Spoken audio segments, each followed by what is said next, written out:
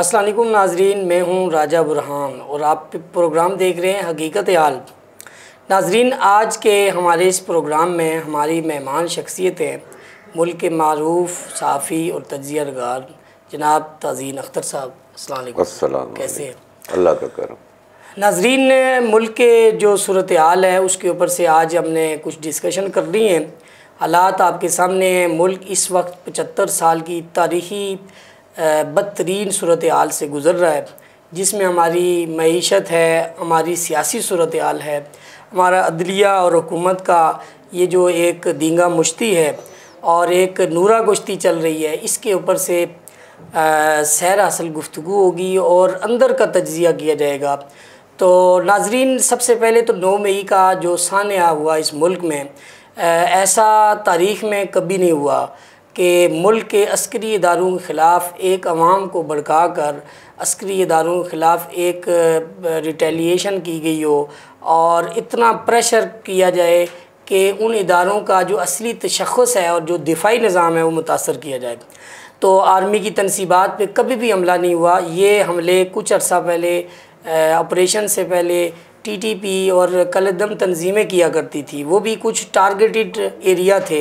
लेकिन अब ये मुल्क के तूलो अर्ज़ में ये जो ये खेल खेला गया, इसके पीछे क्या मुहर्रिकात थे?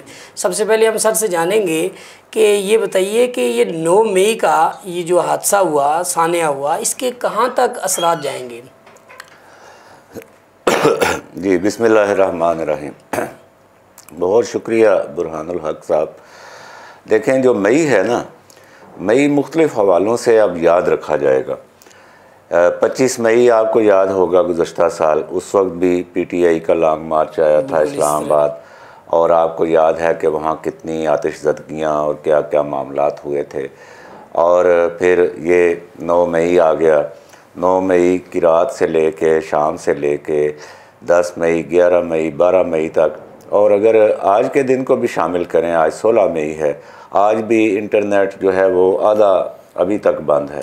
और उसकी वजह यही है कि इंटरनेट की वजह से जो सोशल मीडिया है, यूट्यूब, ट्विटर और फेसबुक, ये 3 मेन हैं ऐसे मकामात जहाँ पे जहर जो है वो ऐसे फेंका जाता है, जहर का सिलाब जिस पे आता है, ये 3 वो सोशल मीडिया हैं। तो ये तब से तकरीबन बंद है। अब इसमें बाकियों का भी नुकसान हो रहा है जो इस मीडिया को अच्छा इस्तेमाल करते हैं। इसका 400 अरब रुपए का मुल्क को माशी जो है नुकसान हो चुका है। सही फरमाया आपने।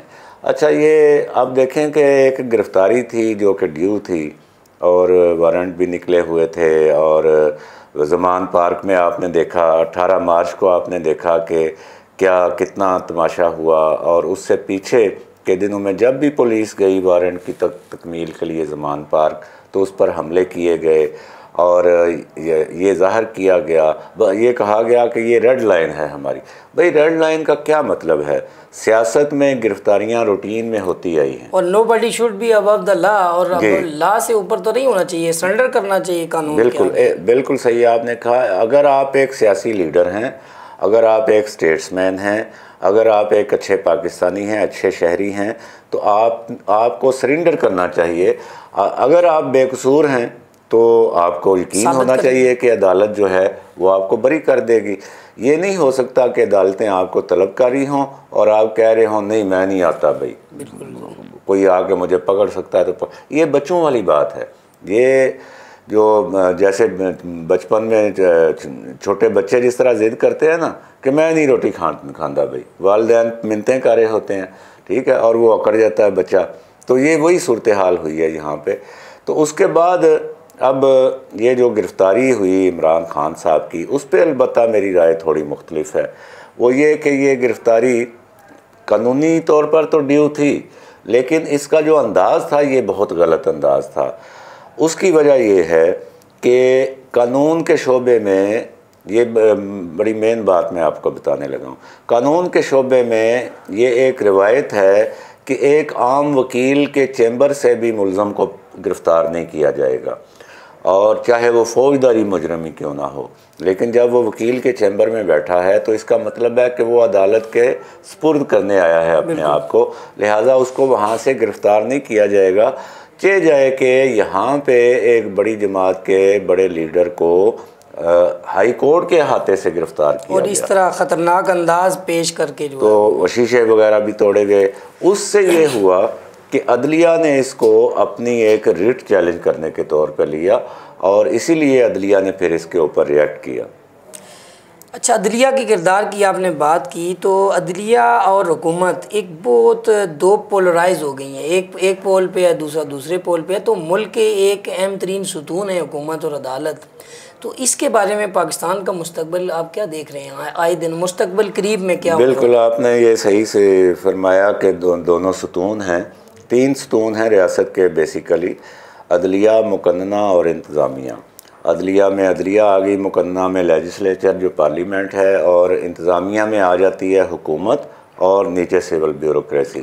हम मीडिया वाले हाँ वहाँ चौथा सुतून बन जाते हैं। तो ये 3 सुतून हैं बेसिकली। अब इन 3 सुतूनों में से 2 सुतून आपस में आमने सामने हैं, जैसे कि अभी पार्लियामेंट में भी बात हो रही है कि रेफरेंस लाया जाएगा, कमेटी बनाई जाएगी जो रेफरेंस लाएगी चीफ जस्टिस के ख़िलाफ़। और लेकिन मैं इसमें एक और सुतून भी देखता हूँ, वो है मिलिट्री। इस्टेब्लिशमेंट आप कह लें, मैं तो क्लियर मिलिट्री कह रहा हूँ कि अब क्योंकि अब चीज़ें खुलकर बात करने की नौबत आ गई है। क्योंकि जो आपका बुनियादी नुक्ता है कि मिलिट्री की इंस्टॉलमेंट्स के ऊपर कभी हमले नहीं हुए। हाँ, टीटीपी वगैरह ने किए, दहशतगर्दों ने किए, किसी सियासी जमात ने नहीं किए।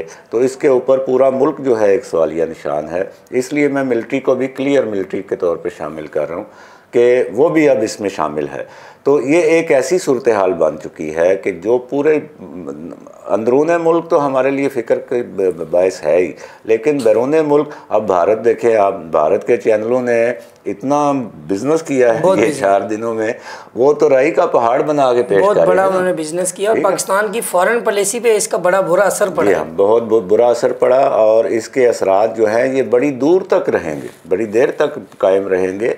और पाकिस्तान का जो इस्तेहकाम है, यहाँ पे जो सियासी एक स्टेबिलिटी है, पाकिस्तान का जो एक दिफा, मैं समझता हूँ कि पाकिस्तान की सलामती पर ये हमला हुआ है। इसमें एक फैक्टर और भी बड़ा इसमें देखा गया, हमने भी कवरेज की, मैंने मुख्तलिफ चौकों में जो धरने थे उनकी खुद बजाते खुद कवरेज की, आपने भी देखा होगा। तो इसमें एक चीज़ अफ़गान फैक्टर नज़र आया है कि जो टीटीपी के पहले दहशतगर्दों की फहरिस्त में लोग शामिल थे, या उनका जो स्टाइल था, जो लोग एंटी पाकिस्तान तहरीकों के हिस्सा थे, वो इस सियासत के सियासी तहरीक में बढ़ चढ़ के हिस्सा ले रहे थे। और उनकी शनाख्त भी सिक्योरिटी एजेंसीज़ ने कर दी है। और मुख्तलिफ जगहों पे मैंने देखा कि वो लोग जो पाकिस्तान के ख़िलाफ़ मुनज़्ज़म तहरीक बना रहे थे, वो आज इसमें शामिल हुए। तो इसमें आप क्या देखते हैं? बिल्कुल, ये आपकी इस बात में 4-5 सवाल हैं और उन पे बड़ी तफसील से बात हो सकती है, और मैं इस पे बड़ा तलख भी हो जाता हूँ क्योंकि ये सारा किया धरा हमारे अपने इन्हीं सरकारी इदारों का है। आपने कहा कि अभी शनाख्त कर ली गई है, भाई पहले क्यों नहीं शनाख्त की गई? यही बात। और उस वक्त क्यों नहीं शनाख्त की गई जब उनको शनाख्त देने वाले इदारे उनको कार्ड जारी कर रहे थे, बार्डरों से हम उसको अंदर, या बार्डरों से वो जब आ रहे थे। बिल्कुल, अब आप देख लें इस्लामाबाद पिंडी के नवाब में जितनी हाउसिंग सोसाइटियाँ हैं उन सब ने वो अफगानी रखे हुए हैं, ठीक है। और उनके पास असला भी है और वो आउटलाज हैं, वो सीधा फायर करके बंदा भी मार देते हैं। और पुलिस के पास इन्वेस्टिगेशन मौजूद है, वो क्रिमिनल एक्टिविटीज़ में पकड़े गए हैं। जी हाँ, और फिर भी उनके ऊपर लेकिन पुलिस का तो वो एक ज़रिया आमदन बना हुआ ना। मतलब कि ये मैं कोई इल्ज़ाम नहीं लगा रहा, लेकिन ये तो ज़ाहिर बात है ना कि अगर इस्लामाबाद पिंडी जैसे अहम शहरों में, सेंट्रल शहरों में भी अगर अफ़गानी इतनी बड़ी तादाद में मौजूद है, तो उसमें ज़ाहिर है कि जो मुतलका इदारे हैं वो चश्म पोशी कर रहे हैं। चश्म पोशी वो तब करेंगे ज़ाहिर है जब उनकी जेब गर्म होगी, ये तो सीधी बात है। तो ये आपकी बात दुरुस्त है कि ये 9 मई से 12 मई तक जो मुल्क में एक हुआ और दिफाई इदारों को निशाना बनाया गया, उसमें आपने सही फरमाया अफ़गानी एलिमेंट मौजूद है। मैंने तो लिखा भी है अपने आर्टिकल में, और अभी कल ही खबर चल रही थी कि कुछ उन्होंने निशानदही करके, मतलब वो नादरा आईडी सिस्टम से कुछ पकड़े भी हैं।